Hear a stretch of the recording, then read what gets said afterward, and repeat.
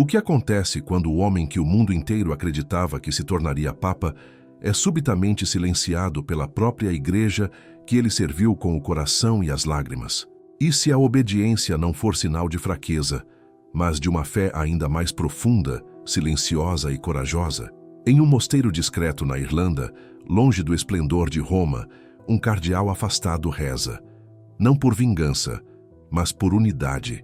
Enquanto isso, do outro lado do mundo, fiéis começam a se perguntar se a igreja teria esquecido sua própria voz de misericórdia. Esta não é uma história sobre poder, é uma história sobre perdão, sobre humildade, sobre escolhas espirituais que, feitas no silêncio, podem moldar o futuro da fé. E tudo começou assim, não com aplausos, mas com silêncio. As sinetas da Basílica de São Pedro ecoaram como trovões sobre os céus do Vaticano.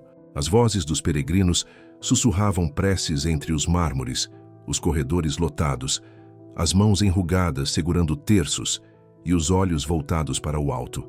Era o dia em que o mundo receberia um novo Papa. As câmeras clicavam, crianças agitavam bandeiras do Vaticano e repórteres ao redor do globo entoavam em uníssono Habemus Papam. Mas quando o recém-eleito Papa Leão XIV surgiu na sacada, não foi ele quem atraiu os primeiros olhares, pelo menos não ainda. Atrás dele, um outro rosto chamou a atenção, o do cardeal Luís Antônio Tagle. O olhar dele não era de frustração, nem de derrota. Era um olhar reverente, solene. Ao se aproximar para entregar o anel do pescador, símbolo do poder apostólico, suas mãos tremiam levemente, não de medo, mas de peso. Quem sabia o que aquilo representava sentiu a profundidade daquele gesto. Aquilo não era apenas a entronização de um novo Papa, era uma entrega, uma renúncia silenciosa, um adeus sem palavras. Para milhões de fiéis, especialmente nas Filipinas, aquele momento foi agridoce. Muitos tinham esperança de que ele seria o escolhido. Luís Antônio não era apenas mais um cardeal. Por anos, ele foi o fio de ouro que ligava o Oriente ao coração da Igreja. Um estudioso da teologia, um pastor dos pobres, um homem cujas palavras atravessavam idiomas e tocavam almas. Em Manila, era chamado de Cheito, um apelido que trazia afeto e ternura. Em Roma, era conhecido como o Cardeal do Sorriso, um sorriso que parecia subir do altar com a mesma leveza do incenso. Ele era, para muitos, o renascimento do espírito do Concílio Vaticano II. Falava com profundidade sobre justiça social, sobre a dignidade dos esquecidos, sobre uma igreja que deveria cheirar como suas ovelhas. Nas Filipinas, ele era mais que respeitado, era amado. Mães rezavam por ele, padres o citavam, seminaristas sonhavam em imitá-lo. Quando o Papa Francisco o nomeou prefeito da congregação para a evangelização dos povos, muitos sentiram que uma profecia estava se cumprindo. E assim, quando os cardeais se reuniram em conclave após a morte de Francisco, muitos acreditavam que o Espírito o escolheria. E talvez quase tenha escolhido. Mas quando a fumaça branca apareceu, o mundo viu surgir um americano, um homem de Denver chamado Leo Ignatius Shepard, que tomou o nome de Leão XIV. Um rosto novo, uma voz firme e uma convicção típica do centro dos Estados Unidos. Leo tinha feito campanha discretamente como conciliador, alguém que traria ordem e organização à cúria, afogada em disputas internas. Chamava a si mesmo de Papa da Paz, mas Tagle, ou Tegel, como muitos já o chamavam em Roma, sabia que a paz sempre cobra um preço. A cerimônia de coroação foi um espetáculo de ouro, incenso e canto. E quando Tegel se colocou atrás do novo Papa, deslizando o anel sobre seu dedo, ele sussurrou em latim, a bênção ancestral que apenas um cardeal é escolhido para dizer. Seus olhos se encontraram por um breve instante, e naquele olhar não havia lamento, havia entrega, porque às vezes o maior ato de fé é o silêncio. Por um breve instante, os olhos de Tegel diziam tudo. Não havia amargura nem revolta, apenas uma aceitação serena, quase como quem compreende que há momentos em que o silêncio fala mais do que a palavra. Já os olhos de Leão diziam outra coisa, talvez gratidão, talvez cálculo. Era cedo demais para saber. Nas semanas que se seguiram, o cardeal Tegel permaneceu onde sempre esteve, longe dos holofotes, mas no centro silencioso da verdadeira liderança espiritual. Recusou entrevistas, evitou qualquer comentário sobre o conclave e simplesmente voltou aos seus deveres com a mesma dignidade de sempre. Mas entre os fiéis, as perguntas brotavam como nascentes de água viva. Por que ele não foi escolhido? A igreja teria deixado algo passar? Seria política? Nacionalismo? Ou havia algo ainda mais profundo, mais escondido? Em cafeterias de Manila e grupos de oração em Los Angeles, começaram a circular histórias, pequenas, mas carregadas de beleza. Lembranças de quando o cardeal se ajoelhou ao lado de um mendigo em Luna Park, de quando chorou com vítimas de enchente em Tacloban, ou daquela vez em que recusou uma limusine no Vaticano e preferiu pegar o ônibus ao lado de um grupo de freiras africanas. Essas histórias não se tornaram virais, se tornaram sagradas, passadas de coração a coração, como uma vela acesa num oratório escuro. Em Roma, contudo, os ventos mudavam de direção. O novo Papa tinha um estilo diferente. Reuniões começaram a parecer sessões de diretoria. Alguns na velha guarda se sentiram ameaçados. Outros, animados. Apareceram gráficos, planilhas, metas. A palavra eficiência virou moda. Pela primeira vez em décadas, o Vaticano parecia um escritório. E enquanto essa engrenagem começava a girar, o cardeal Tegel permanecia sorridente, educado, mas mais calado do que nunca. Ele conhecia aqueles ventos. Sabia o que podia acontecer com homens de consciência nos corredores do poder. Então, numa tarde de quinta-feira, uma carta chegou aos seus aposentos. O selo papal estava ali, mas o conteúdo não era um convite. Era uma ordem. Comparecer a uma reunião privada no Domus Sancti no dia seguinte. Nenhuma pauta, nenhum contexto. Apenas uma assinatura. Leo PP 14. Naquela noite, Tegel não conseguiu dormir. Ficou de pé diante da janela de seu quarto, olhando os jardins do Vaticano. As oliveiras balançavam suavemente. A luz da lua desenhava trilhas prateadas sobre o cascalho. Com o rosário nas mãos, ele rezou. Não por si. Rezou pela igreja, pela sabedoria, pela clareza. Rezou para que fosse lá o que estivesse esperando por ele atrás daquela porta, ele pudesse enfrentá-lo com graça. Porque no fundo do peito ele sentia, algo se aproximava. Não era promoção, nem diálogo, era algo mais pesado. Lembrou-se de algo que sua mãe lhe dissera, ainda menino em Imus. Se um dia você se encontrar à sombra de uma cruz, não fuja dela. Abrace-a. É ali que Cristo está mais perto. Ele fechou os olhos. Fiat voluntas tua, sussurrou. Seja feita a tua vontade. A manhã seguinte viria. Os sinos voltariam a tocar, mas não em festa. Tocariam vazios, como ecos distantes de algo que começava a se romper. Um homem seguiria para o início do exílio. Outro, para o centro de uma tempestade que ainda não podia ver. E se você chegou até aqui, lendo esta história conosco, é porque algo dentro de você ainda escuta. Esperamos que esta jornada tenha te tocado, que ela te acompanhe neste dia, e que o silêncio de Tegel, a coragem de Leão e a memória daqueles que seguem fiéis, mesmo longe dos olhos do mundo, despertem algo no seu coração também, porque há histórias que não se encerram, elas apenas esperam, por quem tem coragem de escutar. Aos olhos de muitos, ele era a providência em forma humana.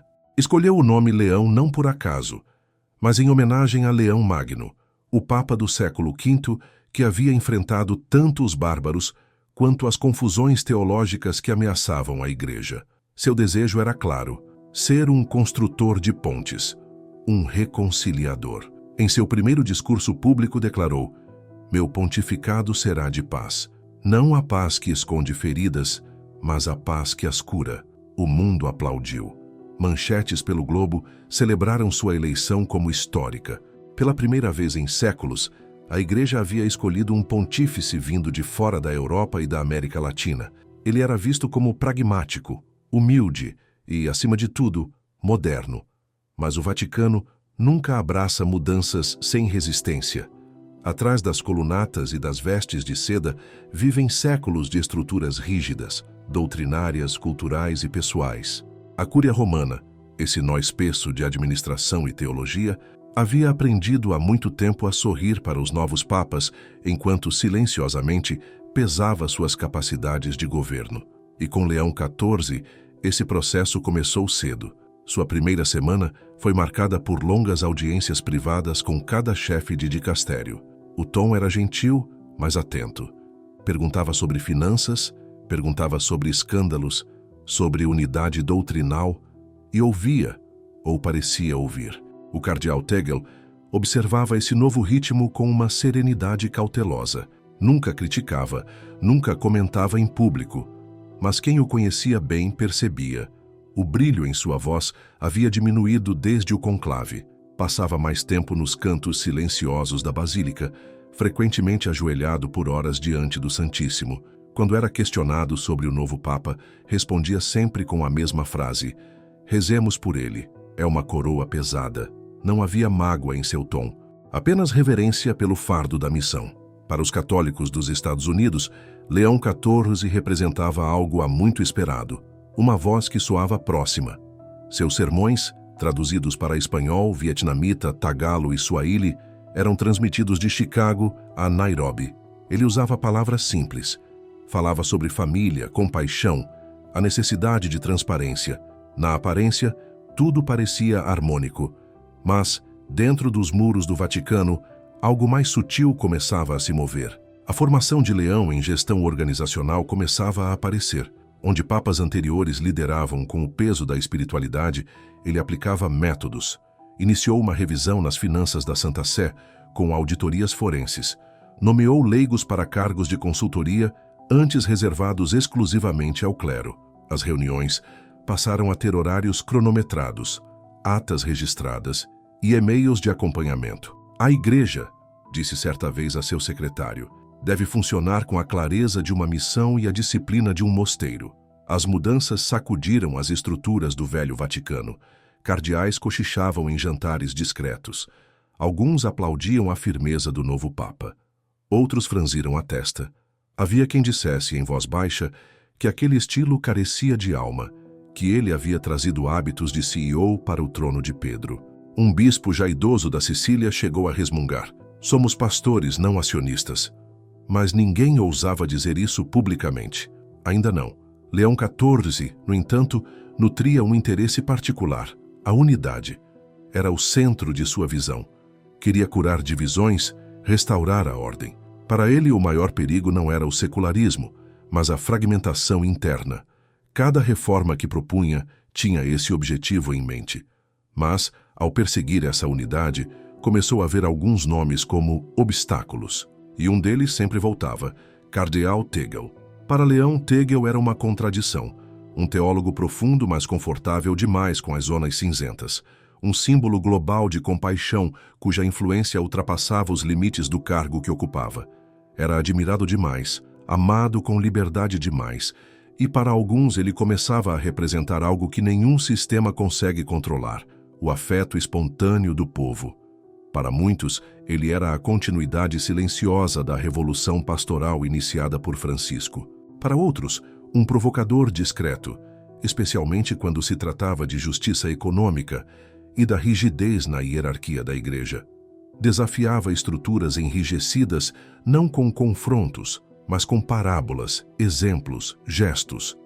E foi justamente isso que, para Leão, começou a se mostrar como uma outra forma de poder. 3 semanas após sua eleição, o novo Papa passou a solicitar relatórios confidenciais a conselheiros de confiança. Os pareceres eram variados, por vezes contraditórios, mas algo começou a se repetir. Diziam que Tegel mantinha alianças informais com dioceses e conferências episcopais, que padres, bispos e leigos recorriam a ele para discutir reformas, muitas vezes sem consultar Roma. Não havia violações diretas do direito canônico, nem sinais claros de insubordinação. Apenas uma influência sutil que não passava pelos canais papais. Para Leão, que via a unidade como ordem e a lealdade como uma cadeia de comando, isso soava como um risco silencioso. O ponto de virada veio durante uma audiência privada com um alto membro da congregação para os bispos. Santo Padre, disse o homem com cautela, o povo ainda o vê como Papa. Falam dele com palavras que pertencem à cadeira de Pedro. Não por rebeldia, mas por saudade. O Papa não respondeu. Mas naquela noite, caminhou sozinho pela biblioteca pontifícia, sob os afrescos do teto, sem olhar para cima. Olhava para o chão, como quem procura pegadas que já se apagaram. Dizem que todo pontífice, em seu primeiro ano, enfrenta o momento em que a tiara vira cruz. Para Leão XIV, esse momento havia chegado. Não era guerra, não era escândalo. Era uma pergunta que nenhum documento poderia responder. A Igreja pode conter duas vozes amadas sem se dividir? E se não pode, qual delas precisa ser silenciada? Na manhã seguinte, a decisão foi tomada. Uma carta foi redigida em silêncio. Não trazia condenações nem repreensões, apenas um chamado. Seria entregue em mãos, selada com o anel do Papa, e por trás dela repousava o peso inteiro da sucessão de Pedro. Naquela sexta-feira, os jardins do Vaticano ainda estavam úmidos do orvalho da madrugada. A luz do sol filtrava-se entre os ramos dos ciprestes, enquanto o cardeal Luiz Antônio Tegel caminhava lentamente pela trilha de pedras que ligava sua residência à Casa Santa Marta. Vestia a tradicional batina preta com filetes vermelhos. A cruz prateada repousava sobre o peito. Não levava papéis. Nenhum assistente o acompanhava. Apenas um breviário de couro numa mão e uma oração silenciosa na alma. Ele não sabia o que o aguardava no fim daquele caminho, mas algo dentro dele pressentia que aquela reunião não seria sobre diretrizes ou políticas. 2 guardas suíços abriram as portas sem formalidades. Lá dentro, uma religiosa na recepção levantou o olhar e acenou com doçura contida. "Eminência", disse em voz baixa e apontou para o elevador. "Terceiro andar, sala de conferência B." O tom era suave, mas o olhar carregava algo mais, como quem fora orientada a oferecer gentileza sem fazer perguntas. Tegel agradeceu com um sorriso sereno e entrou no elevador. Enquanto os números do painel subiam devagar, um silêncio pesado se formava ao redor. A cada andar, não era o corpo que subia, era a alma que se preparava, não para se defender, mas para aceitar, seja o que fosse que Deus, naquela manhã, havia decidido colocar diante dele. A subida do elevador parecia mais longa do que o habitual. 1, 2, 3 andares. O silêncio lá dentro não era simples ausência de som, era denso, como se a própria alma estivesse prendendo o fôlego. Quando as portas se abriram, o corredor estava vazio, exceto por um homem de terno escuro, sem colarinho, provavelmente um dos novos auxiliares civis do Papa. Sem dizer uma palavra, ele abriu a porta à sua frente. Tegel entrou. A sala era simples. Uma mesa de madeira longa, um crucifixo pendurado na parede, e no centro da mesa, um jarro com água. 4 homens já estavam sentados. O Papa Leão XIV ocupava a cabeceira. À sua direita, o cardeal Vescov, responsável pelo dicastério da doutrina. À esquerda, o arcebispo Marani, seu secretário pessoal. Mais adiante, Monsenhor Dantis, um canonista de olhar atento e fama de ser discreto. A cadeira de Tegel era a única vazia, diretamente em frente ao Papa. Ele fez uma leve reverência com a cabeça. "Santo Padre", disse com suavidade. "Vossa Eminência", respondeu o Papa com um tom contido. "Por favor, sente-se." Tegel acomodou-se, pousando seu breviário com cuidado diante de si. Alguns segundos se passaram antes que o Papa voltasse a falar. "Talvez esteja se perguntando por que pedi esta reunião em caráter reservado", começou. "Serei direto. Preocupações foram levantadas sobre a natureza e o alcance de suas atividades recentes. Não havia hesitação em sua voz. Falava como quem lê pensamentos cuidadosamente escolhidos, sem acusar, mas sem leveza. Cada palavra parecia pesar mais que a anterior. Tegel permaneceu em silêncio, atento. O Papa prosseguiu. "Fomos informados de que certos bispos e membros do clero continuam a procurá-lo para orientação fora dos canais formais, que o senhor tem expressado opiniões sobre questões que cabem à sé apostólica, e que mesmo sem ter dito muito publicamente, sua imagem continua a se sobrepor à unidade que estamos tentando construir." Tegel olhou para suas mãos entrelaçadas, não em desafio, tampouco em vergonha, mas como quem medita. O cardeal Vescov inclinou-se levemente. "Eminência, isso não se trata de doutrina, trata-se de clareza. Os fiéis não podem se sentir confusos. 2 vozes, mesmo que estejam em harmonia, soam como dissonância se não estiverem sob uma só autoridade." "Eu contradisse o Santo Padre?" perguntou Tegel com mansidão. Houve uma pausa. A pergunta pairou no ar. O arcebispo Marani respondeu: não diretamente, mas há boatos, vídeos, declarações, petições que o chamam de o Papa do Povo. Isso enfraquece a confiança. Tegel assentiu com calma. O afeto do povo não é decreto, e eu nunca o procurei.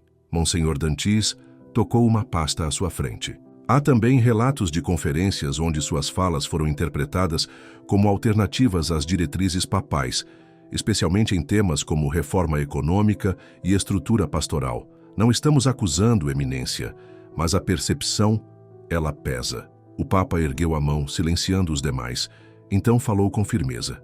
Acredito na sinceridade do seu ministério, mas também creio que sua presença, neste momento, se tornou uma fonte de tensão que não podemos sustentar. A Igreja está num ponto de decisão. Preciso garantir unidade não apenas no espírito, mas também na forma como somos vistos. Por isso, peço que aceite um período de recolhimento, oração e reflexão, longe dos compromissos públicos. Um mosteiro foi preparado no oeste da Irlanda. As palavras caíram sobre a mesa como cinzas. Tegel fechou os olhos por um breve instante. Depois falou com calma. Isto é exílio?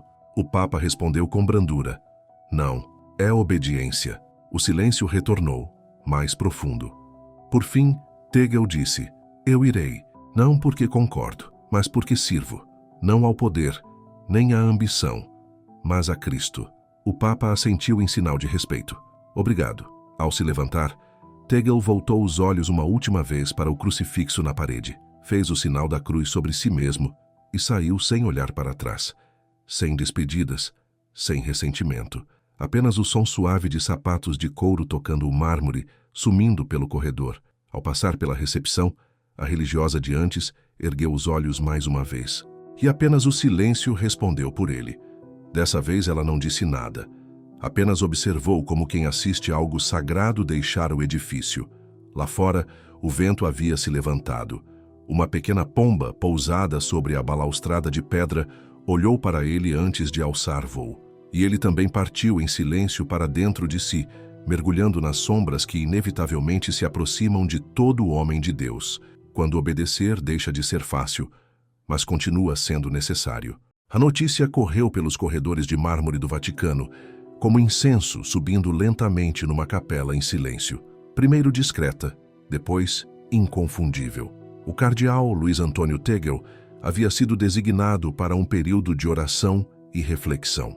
O comunicado oficial, divulgado discretamente em um domingo à noite, escolheu as palavras mais suaves possíveis.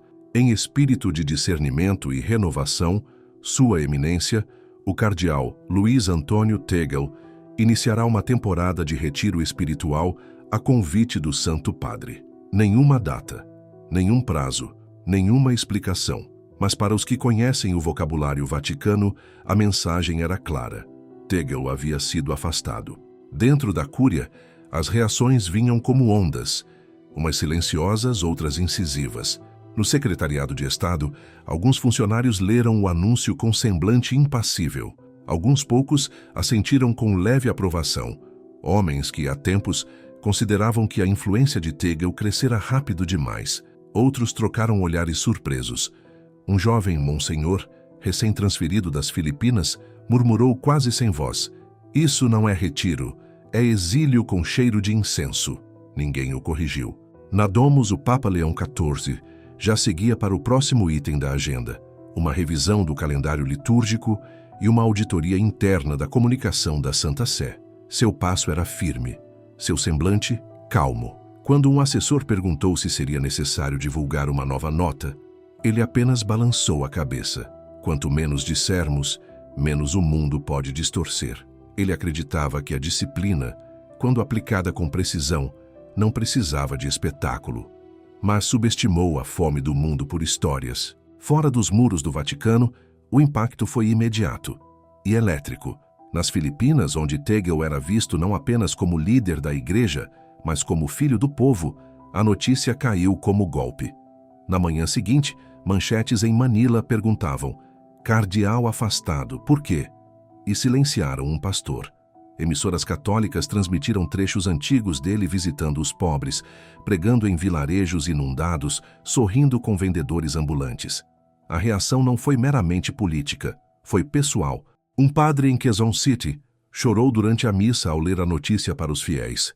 Em Cebu, centenas se reuniram em frente à catedral com velas e terços nas mãos. Não para protestar, mas para rezar. Não pedimos respostas, disse uma senhora idosa segurando uma imagem desgastada do Sagrado Coração. Só pedimos que a igreja se lembre de quem ela pertence.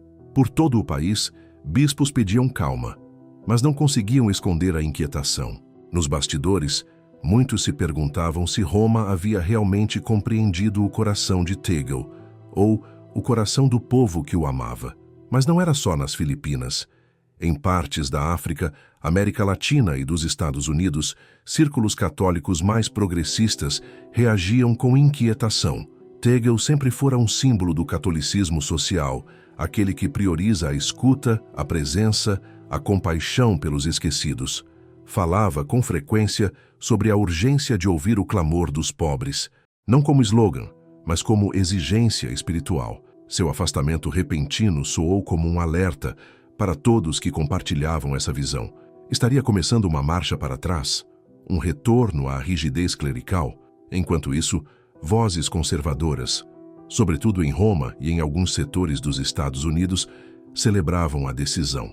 Comentadores elogiavam o Papa Leão XIV por restaurar a disciplina e colocar novamente a casa em ordem. Mas, no fundo, todos sabiam. Mais do que uma medida administrativa, aquilo era o início de algo maior. Uma batalha silenciosa entre o espírito que ainda quer caminhar com o povo e a estrutura que teme perder o controle sobre o caminho. Corrigir desequilíbrios de personalidade. Foi assim que alguns descreveram a decisão do Papa. Em um popular blog católico americano, lia-se: "Este Papa não será ofuscado. A era da ambiguidade acabou." Nas redes sociais, hashtags como "Restaurar a Ordem" e "Unidade sob Pedro" começaram a circular com força, mas mesmo entre os que apoiavam a decisão, havia um desconforto evidente com o silêncio. Por que nenhum motivo claro? Por que agora? E por que de forma tão discreta? Dentro do Vaticano, as tensões se intensificaram. Dois grupos passaram a se destacar. O primeiro, formado por tradicionalistas e leais às instituições, apoiava a decisão do Papa com firmeza. Acreditavam que a unidade era mais importante que o carisma e que a obediência valia mais do que a popularidade. A Igreja, diziam, precisava de clareza, não de concorrência. A autoridade papal, afirmou o cardeal Viscov em conversa reservada, deveria ser como a rocha onde Pedro se firmou, inabalável, indivisível. O segundo grupo era mais difícil de rotular. Nele estavam cardeais que respeitavam o Papa, mas questionavam seus métodos, além daqueles que, em silêncio, admiravam a sensibilidade teológica de Teagle. Não o confrontavam abertamente, mas expressavam desconforto nos corredores e mosteiros. Alguns temiam que isso causasse um esfriamento no debate teológico. Outros se preocupavam com o recado que essa decisão enviava às regiões em crescimento da Igreja, como o Sul Global, onde Teagle era visto como uma ponte confiável entre Roma e os povos em desenvolvimento. Mas o que tornava essa divisão tão dolorosa não era a raiva, era o luto, porque, diferente de escândalos ou heresias do passado, esse não era um embate sobre pecado ou doutrina. Era uma separação por tom, por visão, por duas formas distintas de entender o que significa ser pastor. E nesse silêncio, muitos sentiram uma tristeza profunda, como se vissem dois irmãos de fé se afastando, sem guerra, mas também sem reconciliação. O cardeal Teagle, por sua vez, não deu nenhuma resposta pública, nenhuma entrevista, nenhuma carta. Apenas arrumou suas coisas em silêncio, deixando a maioria dos livros para trás.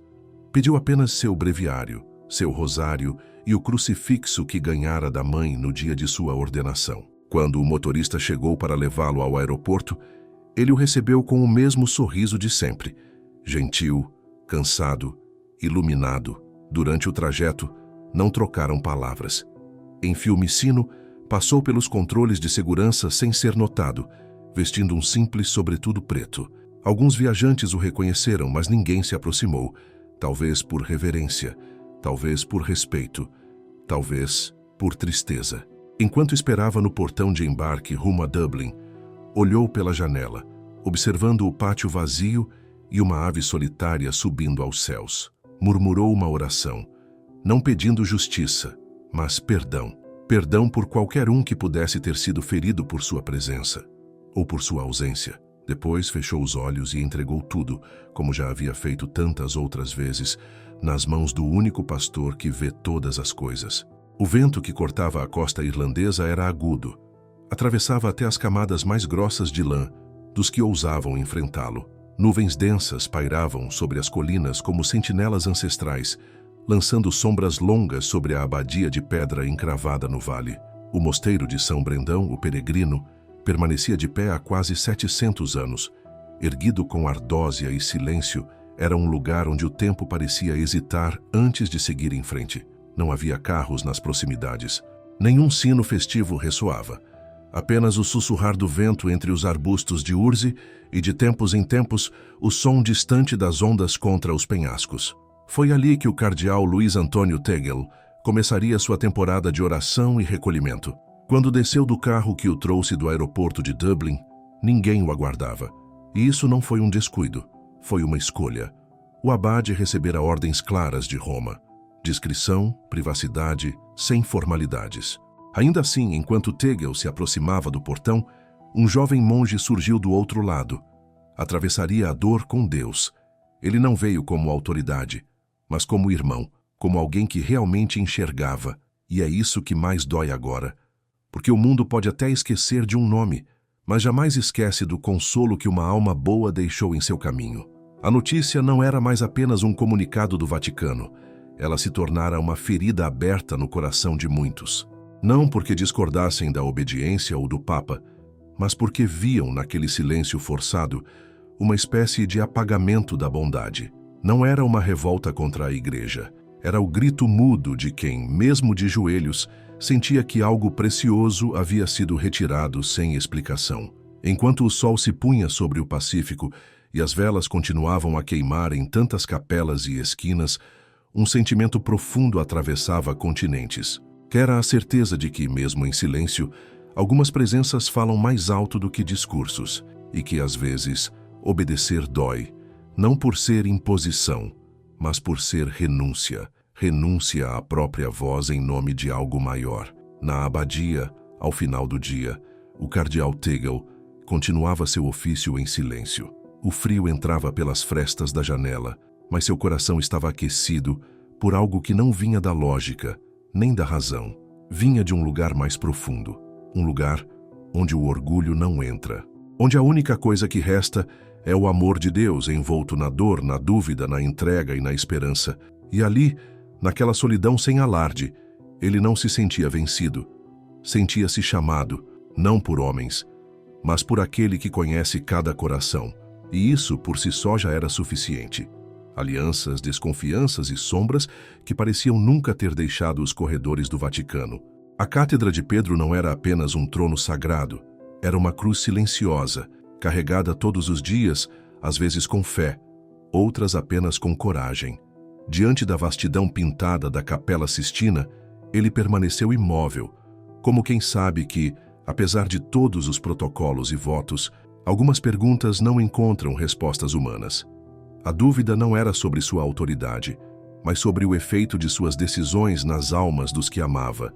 E mesmo sendo o homem mais poderoso da Igreja, naquela madrugada, sentia-se tão pequeno quanto um seminarista em sua primeira oração.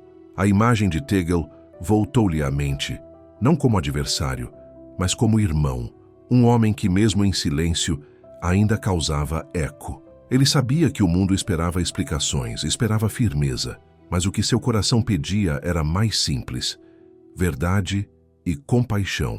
E ali, debaixo do juízo final de Michelangelo, ele sentiu o peso de tudo, das cartas, dos olhares calados, das lágrimas que jamais veria. Voltando lentamente para a pequena capela privada, sentou-se novamente diante do tabernáculo. O ouro já não brilhava como antes, mas a presença real ainda estava ali.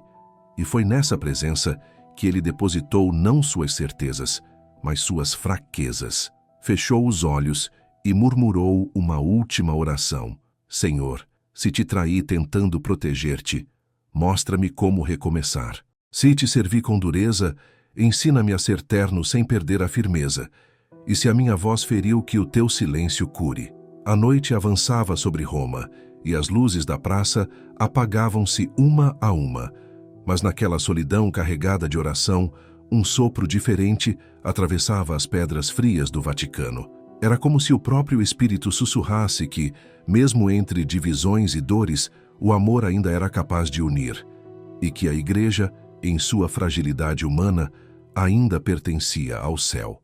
Não esperava aplausos, nem desejava retorno, apenas observava em silêncio, como alguém que aprendeu a se esvaziar para escutar o que só o coração pode entender. O vento tocava seu rosto com a suavidade de uma prece, e o som das ondas batendo contra as pedras era como um lembrete constante da fidelidade de Deus, mesmo quando tudo ao redor parece ruir. Ele não sabia que sua carta havia tocado tantas almas, que suas palavras, escritas na solidão de um quarto simples, haviam encontrado abrigo em tantas outras solidões espalhadas pelo mundo. Não havia planejado ecoar, havia apenas escrito com o coração despido, sem vaidade, sem defesa. Era como lançar uma semente no escuro e confiar que, se fosse vontade de Deus, ela floresceria em algum canto do mundo. Naquela tarde, o céu estava limpo, o mar tranquilo, e o silêncio já não pesava como antes. Era um silêncio que acolhia, que escutava, que curava. E ali, diante daquela vastidão, ele compreendeu que nem tudo precisa ser explicado, que algumas entregas são mais profundas quando não são compreendidas de imediato. Ele havia sido obediente, havia sido fiel, e agora podia simplesmente ser presença, ser oração, ser paz. Ao longe, o sino da abadia anunciava o fim do dia. Com passos calmos, ele voltou para dentro. No coração não havia amargura, apenas a leveza de quem sabe que o amor verdadeiro, quando silenciado, encontra outras vozes para continuar falando. E assim, como num sussurro partilhado entre Deus e os que ainda acreditam, nascia uma nova esperança, não vinda dos palácios ou dos púlpitos, mas do deserto, onde as verdades mais profundas costumam ser reveladas. Jardim simples, no meio de um grupo de jovens e idosos reunidos sob uma figueira antiga. Não havia câmeras em todos os ângulos, nem discursos ensaiados, apenas uma homilia curta, feita de pausas, olhares e frases ditas com o coração. Ele falou sobre São Francisco não como um ícone distante, mas como um irmão que escolheu viver o Evangelho, com os pés descalços e os braços abertos. E enquanto falava, muitos ali não viram um papa, mas um homem, cansado, talvez, mas disposto a recomeçar do jeito certo. A notícia correu sem alarde, como uma brisa mansa que atravessa a praça. A Igreja não havia mudado de doutrina, nem rompido com sua história, mas algo profundo havia acontecido. Uma ferida havia começado a cicatrizar. E não foi por decreto, foi por gesto. Não por imposição, mas por humildade. Porque quando o amor se ajoelha, ele não se humilha, ele levanta o outro. E quando o perdão é real, ele não precisa de plateia, ele apenas transforma em silêncio. Cardeal Tigel não voltou ao centro do poder, mas seu silêncio se tornou semente. Em conventos e comunidades esquecidas, em lares simples e capelas escondidas, sua carta seguia sendo lida, copiada, meditada, não como um manifesto, mas como um espelho.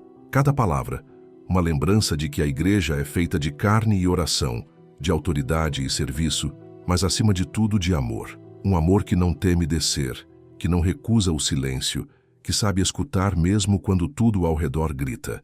Enquanto o mundo seguia girando com suas urgências e disputas, o som que mais tocava os corações não vinha dos púlpitos, mas daquele encontro numa capela silenciosa da Irlanda, onde dois homens deixaram de lado as vestes do cargo e se encontraram como irmãos. E foi ali, longe das manchetes, que a Igreja respirou fundo e deu um passo, mesmo que pequeno, em direção à reconciliação.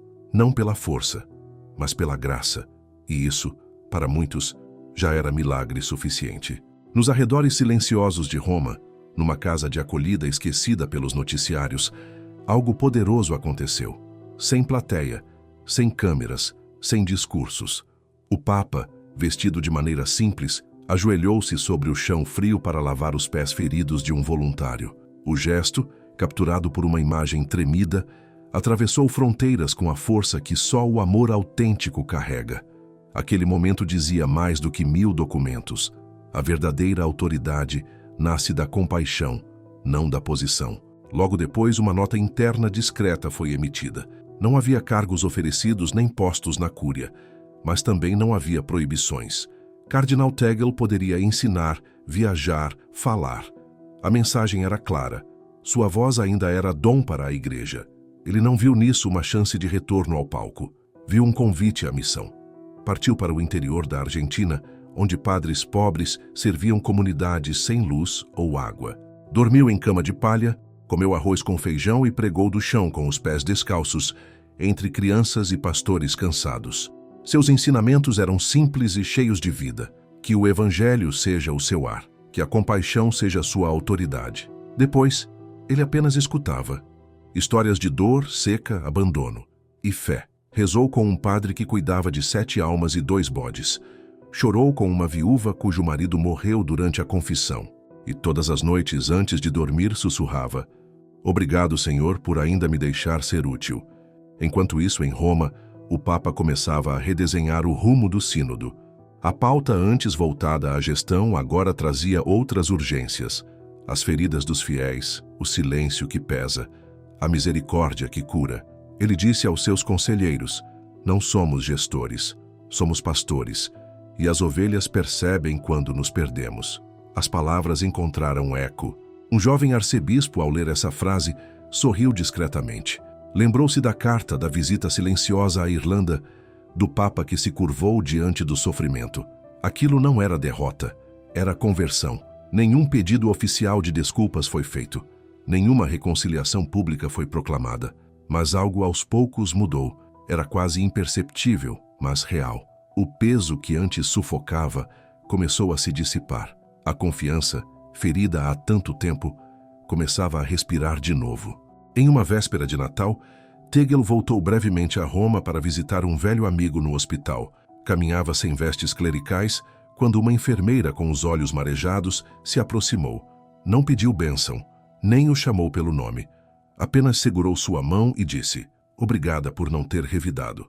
Ele retribuiu o gesto em silêncio e seguiu seu caminho. E foi assim que tudo terminou. Sem aclamações, sem fanfarra, sem restauração formal. Terminou com fidelidade. Terminou com esperança. A igreja não se tornou perfeita. Ainda havia perguntas sem resposta, mas um sopro de sacralidade foi restaurado. Não nos sistemas, nem nas autoridades, mas no amor, porque no fim, nenhum trono dura para sempre, nenhum título ecoa pela eternidade, mas o som de 2 homens ajoelhados no escuro, um pedindo perdão e o outro oferecendo misericórdia, esse som alcança o céu, e Deus, em sua infinita compaixão, o ouviu.